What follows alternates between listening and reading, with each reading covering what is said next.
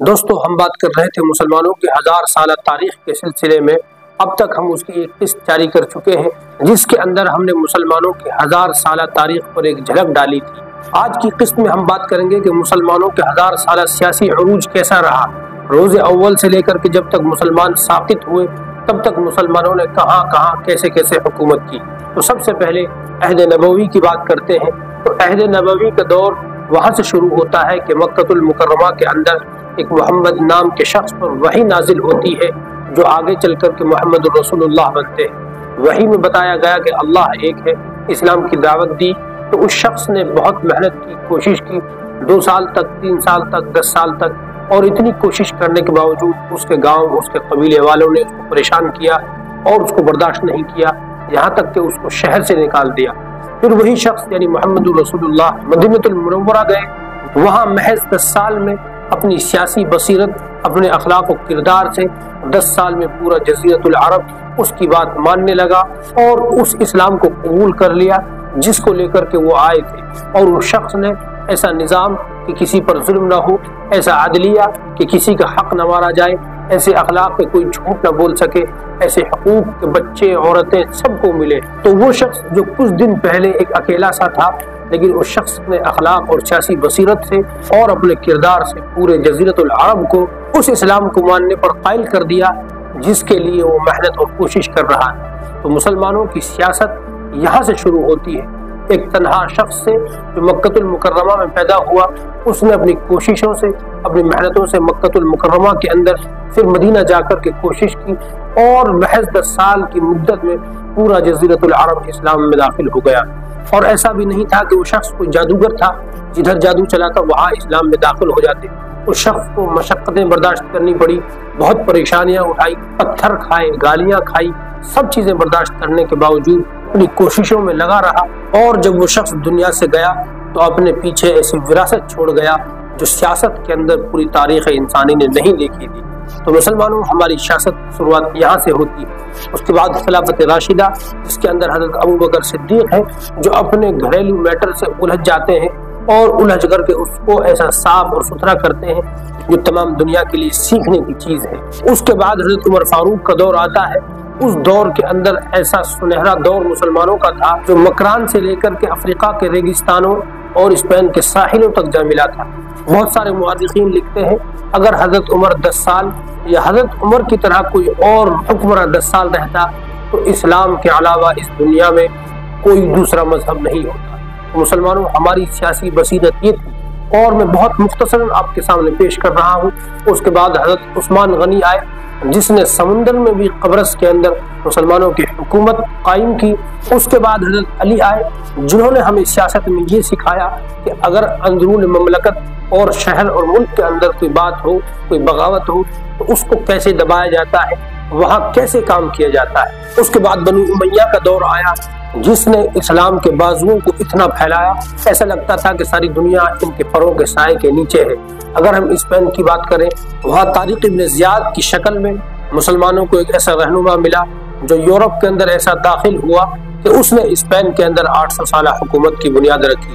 وہاں سے آگے بڑھے سسلی، جنوبی فرانس اور دوسرے ملکوں کے اندر مسلمانوں نے بہت عظیم شان حکومتیں قائم کی۔ وہیں دوسری طرف بنو امیہ کے نوجوان محمد ابن قاسم کے نام کا جو ہندوستان کے ظلم کے سامنے ڈٹ گیا اور دبیل تک جا پہنچا۔ اور خلافت بنو امیہ ہی کے اندر تیسری شخصیت قتیبہ بن مسلم چین تک جا پہنچا جہاں آج کاشغر ہے۔ تو خلافت بنو امیہ کا رقبہ ملتان سے لے کر کے اسپین کے ساحلوں تک اور کاشغر سے لے کر کے افریقہ کے صحراؤں تک اتنا عظیم شان ان کا سیاسی سفر رہا کہ آج بھی لوگ اس پر حیران ہوتے ہیں۔ اور اس کے بعد بنو عباس آئے، انہوں نے ہمیں یہ سکھایا کہ جب رقبہ بڑا ہو جائے تو اس میں کس طریقے سے کام کرنا ہے، کس طریقے سے یونیورسٹی بغداد جیسے شہروں کی بنیاد رکھنی ہے، کس طرح اپنے شہروں میں یونیورسٹیوں کی اور درسگاہوں کی بنیاد رکھنی ہے، سمرقند ہو یا بخارا ان میں محدثین کیسے پیدا کرنے ہیں، عالم فاضل کس طریقے سے پیدا کرنے ہیں، فلاسفر ہو یا منطقی کس طریقے سے متکلمین اپنی سرزمینوں میں پیدا ہوتے ہیں، کس طرح اپنی سرزمین میں تمام کے تمام ماہرین فن پیدا ہوتے ہیں۔ یہ چیز ہمیں بنو عباس نے سکھائی۔ انہوں نے سیاست کر کے یہ سکھایا کہ اپنی سرزمینوں میں تمام چیزیں حاصل کرنے کے باوجود علم اور فنون پر کس طریقے سے محنت کرنی ہے، یہ ہماری سیاست نے سکھایا۔ دوستو اگر ہم ہندوستان کے اندر اسلام کی سیاست کی بات کریں تو مکران تک حضرت عمر فاروق کے زمانے میں آ گیا، لیکن انہوں نے کسی وجہ سے روک دیا۔ اس کے بعد محمد ابن قاسم جو دبیل تک جا پہنچے، اور اس کے بعد تو مسلمانوں کی سیاست کا تانتا بند گیا۔ محمود غزنوی ہو، شہاب الدین غوری ہو، یا خاندان غلامہ ہو، سید خاندان ہو، یا تغلق خاندان ہو، لودھی خاندان ہو، اور اس کے بعد تو آپ سب کو معلوم ہے کہ مغلوں کی کیسی عظیم سلطنت تھی۔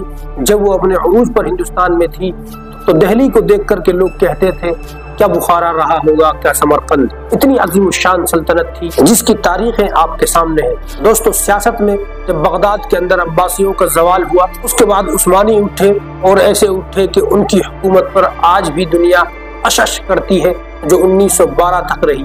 دوستو یہ ہم مسلمانوں کا بہت مختصر سیاسی عروج رہا ہے، جس میں محمد رسول اللہ سے لے کر اور خلافت راشدہ، اس کے بعد بنو امیہ، بنو عباس، عثمانی اور مغل، اور درمیان میں بہت سارے سیاسی حکمراں آتے رہے ہیں، جیسے امیر تیمور اور سلطان صلاح الدین ایوبی، جنہیں دیکھ کر کے ایسا لگتا تھا ان کی سیاست کے لیے زمین تنگ ہے۔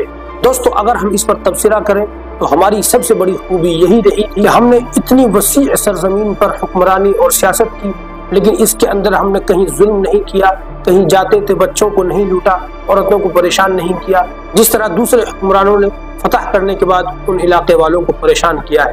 اس کی مثال اسپین میں جب مسلمانوں کی حکومت ختم ہوئی تو وہاں کے عیسائی حکمرانوں نے مسلمانوں کو چن چن کر اور تلاش کر کے قتل کیا اور ظلم کیا ان پر۔ اور اس کی دوسری مثال القدس یعنی فلسطین پر جب صلیبی جنگوں کے عوض وہاں عیسائیوں کا قبضہ ہوا تو وہاں انہوں نے مسلمانوں کو چن چن کر قتل کیا، ایک ایک عورت کو مارا، بچوں کو قتل کیا۔ لیکن اسی کے بعد جب سلطان صلاح الدین ایوبی نے اس کو دوبارہ فتح کیا تو سب کو معاف کر دیا، یہاں تک کہ جو عیسائی فوج کا حکمراں تھا اس کو جب بخار ہوا تو اس کے لیے دوا اپنے پاس سے بھیجی۔ اور تاریخ یہ بتاتی ہے آج بھی فلسطین کے اندر وہ مسجد ہے، اس مسجد کے اندر جب عیسائی عورتیں اور بچے چھپ گئے، اس کا محاصرہ کیا، جب وہ بھوکے مرنے لگے تو انہوں نے سلطان صلاح الدین ایوبی سے صدا لگائی کہ ہم بھوکے مر رہے ہیں، ہمیں کچھ کھانے کے لیے دیا جائے۔ تو اس مسجد کی چھت سے سلطان صلاح الدین ایوبی نے کئی ہزار کوئنٹل دودھ ڈال دیا، جو اس کی موریوں سے بہا، وہ موریاں آج بھی اس کی گواہ ہیں۔ تو یہ ہماری سیاسی بصیرت تھی، ہم نے کبھی ظلم نہیں کیا، ہم نے کبھی کسی کو پریشان نہیں کیا، ہم نے ہنر پر توجہ دی، ہم نے قابل لوگوں پر توجہ دی۔